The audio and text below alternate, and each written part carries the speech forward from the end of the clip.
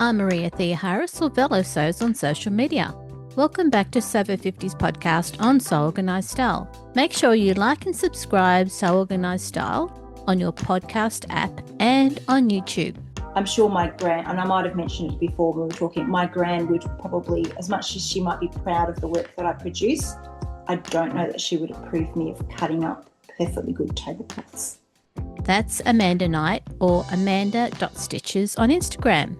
On another topic, if you live in Australia and decide to purchase your own mimiquin, I'll be your body scanner. Go to mimiquins.com to book your scanning session.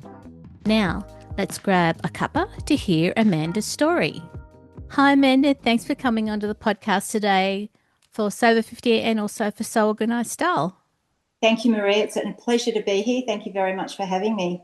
That's okay. I mean, today you're actually a guest editor on Sew Over 50. Mm-hmm. Yes. So can you give us a brief outline about your post and that you're managing today? I made the drafters grid dress. It's by Roberts.Woods.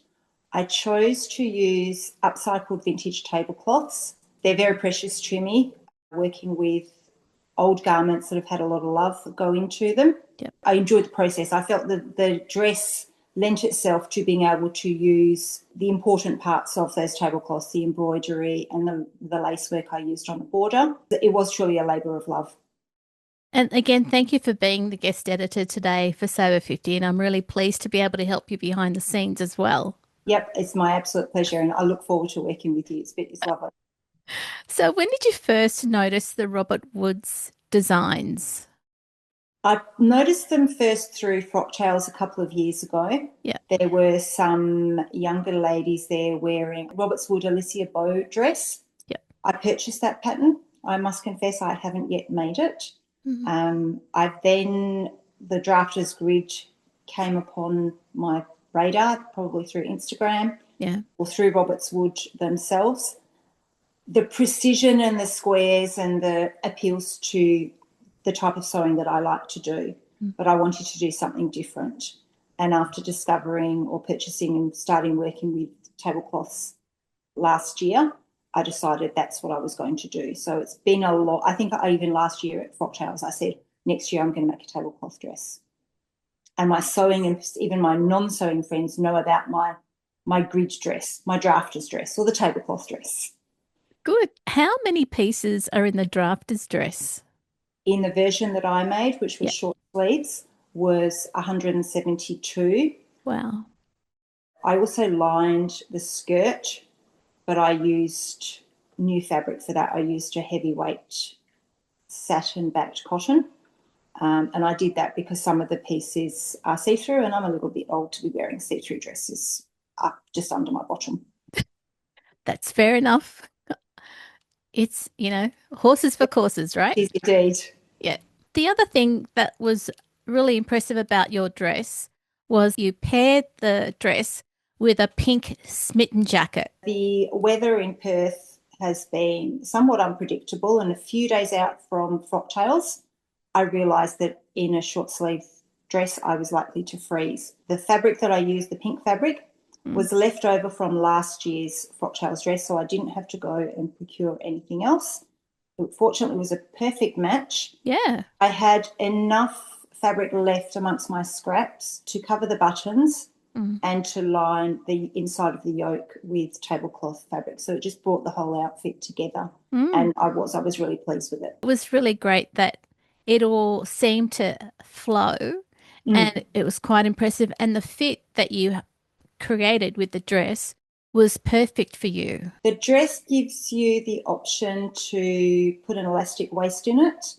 I put it together without the elastic, and I tried it on, and my husband is the only person at home that can help me late at night when I need help, and I said, what do you think? I trialled the top first to make sure it fitted across the shoulders and the bust. There'd be nothing worse than putting 172 pieces together. But I needed to bring it in at the waist, so I put a channel through and some elastic, not tight, but just enough to bring it in and give me a bit of shape. Yeah, it looked great. Thank you. You're welcome. The next question I had was, and it's in the post that you put together, when you were choosing the vintage tablecloths, you were quite particular with which ones you used because there were 6 in total. Yes, yep. I used 6 tablecloths. In fairness, I probably purchased at least another 6. Oh. I have quite a number of them now, and I have friends that know that I collect vintage table linen, so I'm very lucky to have been gifted a lot. Yep. It was important to me to use the same shade of white. And whilst initially they looked like they were the same shade of white, in the sunlight out in the garden, they weren't the same. After they'd been laundered, they changed, but also to have the same pink tones. I've got lots of tablecloths that have got red or orange or yellow tones to them in the flowers. So it was a matter of finding those that I felt best matched. So a lot of work in putting, and I'd order some online and then they'd arrive and I thought, it's not quite what I'm looking. I'll put that in the stash and I'll go back and I'll get some more. Okay. So they're there for another day, for another project. Yeah, absolutely, yes. And really, this isn't your first experience in sewing clothes using tablecloths or repurposed linen? No, my first tablecloth garment, I was a pattern tester for Pattern Emporium. I still am. And last year, about the middle of last year, I was asked to test a pattern. I was at a holiday house in the southwest of Western Australia, and I didn't have a substantial fabric stash to hand. I managed to find a tablecloth in an op shop and painstakingly laid all the pieces out and moved them around, and that was the first garment that I made. So, yes, that's just been entered in our Wanneroo Agricultural Show. Oh, so how many pieces have you entered into the show? I've entered 3 garments in the upcycled theme and 1 garment, the pink smitten jacket, in just general sewing, not in any other category. There's limited categories, but yes, that's one I've chosen. Okay. And then by the time we publish this podcast next week on Tuesday or today, we'll know what the results are for you. Yes, let's hope so. So fingers crossed. Yes, thank you. That's okay. How did you feel the first time you cut into vintage tablecloths for clothing? The first time the cloth sat there for quite a period of time before I had the courage to do it. Somebody's lovingly embroidered and put this together, and I'm going to come along, for some people might think, and destroy it. I'm going to cut up something that's been lovingly made. I'd like to think I pay the garments and their makers respect by upcycling them. But yes, it is scary. And even when I was doing the drafter's grid dress, I had 6 tablecloths laid out on my very small lounge room floor for a period of time with pins and placing, taking photos and videos of how they were placing, put them away. It's frightening. I'm cautious. I don't just go, I'm going to make this like I would get out a roll of fabric and cut. There's a lot of planning into the work that I do with the tablecloths. And I'd encourage people to go to your Instagram account, which is Amanda.Stitches. Thank you. To see your helpers when you're cutting things out. Yes. So I have a studio at home, external to the house, so my helpers are not usually in there, but when I'm working on big pieces, then my helpers like to help. And for people who haven't had a look, who are your helpers? My helpers are Rosie the Kelpie and Harry the Moggy. Wonderful. They haven't had to have any training. Not at all. Not at all. Your sewing skills, when did you first start sewing? I did the very basic sewing in high school that, you do in first year of high school. I obviously enjoyed it. My parents bought me a sewing machine probably when I was about 13 or 14. My mum doesn't sew. She still doesn't sew. But my gran was a very, very good seamstress. We grew up overseas my parents are from Scotland. So I didn't grow up with her around me, but I do think her skills are in the blood. I would literally lay something on the floor, cut around it, sew it together. I remember making my school skirt that way and wearing it to school. I did that for a few years, and then somebody told my mum to tell me to go and buy a pattern. And I still remember the style, paper pattern. And I worked on those for a number of years. And then after my daughter was born, I knew I had postnatal depression, and I took myself off to TAFE and did the Diploma of Fashion. I needed to do something for myself. I didn't, unfortunately, complete the practical work at the end of that because I had 2 small children. Yeah. But I learnt a lot of really good skills, and then sewed. I've been sewing my whole life since then. So when you made the transition from cloning clothes to using a pattern, do you still use both of those skills when you're creating clothes? I tend to now use more patterns, but I can draft. I learned how to draft patterns at TAFE, so I can draft.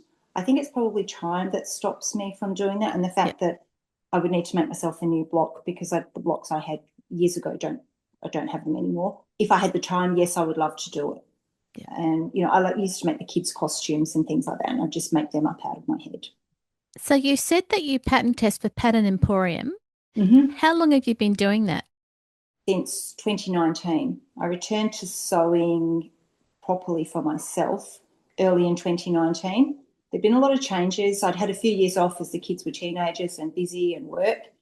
And a friend who said to me, try Pattern Emporium, they're really good. Well, there didn't used to be PDF patterns, and you order your fabric online and it arrives at the door and, print your paper off. So, and then a call went out for pattern testers late in 2019, and I was fortunate to be selected as one of the team. It's a fabulous team, and I still pattern test for them today, and I love it. Kate runs a fabulous team. The range of testers she has is quite good because you can see how the patterns work on all different bodies, all different tastes. She does a good job. She does a good job. And for me, I'd had a bit of a break from sewing, so returning to sewing and using those patterns, the tutorials in the instructions are second to none. And obviously, because I know what Kate's voice sounds like now, it's like she's sitting on my shoulder talking to me while I'm sewing, which is fabulous. Yeah. Wonderful. Okay. That's good to know. Sava 50, you're the guest editor today. Thank you. Can you remember the first time you saw Sava 50 on Instagram?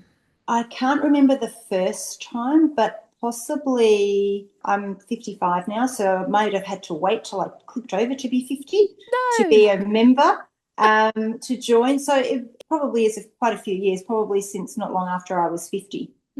Yeah. Okay. And thank you for being guest editor. Thank you very much for having me. It's a fabulous community, the group. There's lots of inspiration, experience, and one of the things I really love are the monthly challenges.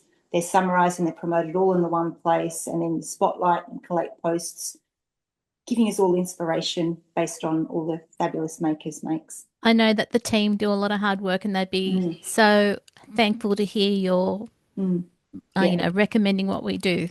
And I'm sure I'm not the only one that appreciates it, and I'm sure everyone out there in the community does. Yeah. What advice do you follow about using vintage tablecloths that other sewers could also use?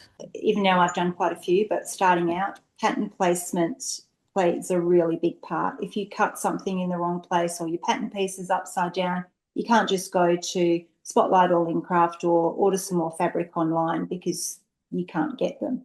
So working around the pattern placement, working around maybe any stains or imperfections that are in the pieces. And as I said before, yes, finds me crawling around the floor. The other thing that I think is really important to consider is the age of these pieces. They need to be treated with care. You can't just throw them in a hot wash and in the dryer because they're just not going to last, and they probably will disintegrate. So most of mine are very delicately hand washed, and I don't use a dryer, but they're line dried. And embrace the process. I love a slow sew. So, and the drafter's grid dress was that. So embrace the process. Take some time to think about the hands that went before you using that fabric. Doing the cross stitch or the embroidery or the cut work, whatever it was. I find it really rewarding creating something unique and special, and I'm sure other sewers out there that use vintage tablecloths will do as well. So before we finish up, because you've got the experience now in using vintage tablecloths that may have stains, is there something that you use that's been successful in getting rid of those stains? The purple Aldi spray is fabulous for those in Australia. Sunlight is also really good. It brings up your yellow, a little soak in some nappy sand or something similar helps to take away the yellow. And that's where, going back to the drafters grid dress, they were all treated the same. I couldn't nappy sand one or treat one without treating them all. So they were all washed together and treated the same. I have tried recently hydrogen peroxide with mixed results. So I probably wouldn't try that again. No. But a good hang in the sun just brings them up really bright. Amanda, thank you for coming onto the podcast today, and also thank you for being guest editor on Sew Over 50. Thank you very much, Marie. It's been my absolute pleasure. Great. See you. See you. Thank you. Bye. This episode of Sew Organised Style podcast for Sew Over 50 was both audio and video produced by me, Maria Theoharis, in my sewing room, with permission of Amanda, sound by Knife on YouTube. Many thanks for the ongoing monthly support of the podcast Patreon contributors. Their paid Patreon membership enables me to create these video and audio podcasts for you for free. You can subscribe to Sew Organised Style podcasts, but with an S, not a Z, on all good podcast apps and on YouTube. And yes, as I said, if you live in Australia and decide to purchase your own mimiquin, I'll be your body scanner. Go to mimiquins.com to book in. Make sure you go back and listen to our free Sew Over 50 podcast archive on Sew Organised Style. Direct message Sandy and the editors at Sew Over 50 on Instagram to contribute to their ongoing posts and challenges the team promotes to the community. I look forward to joining you in your sewing room next time. Stay safe, everyone.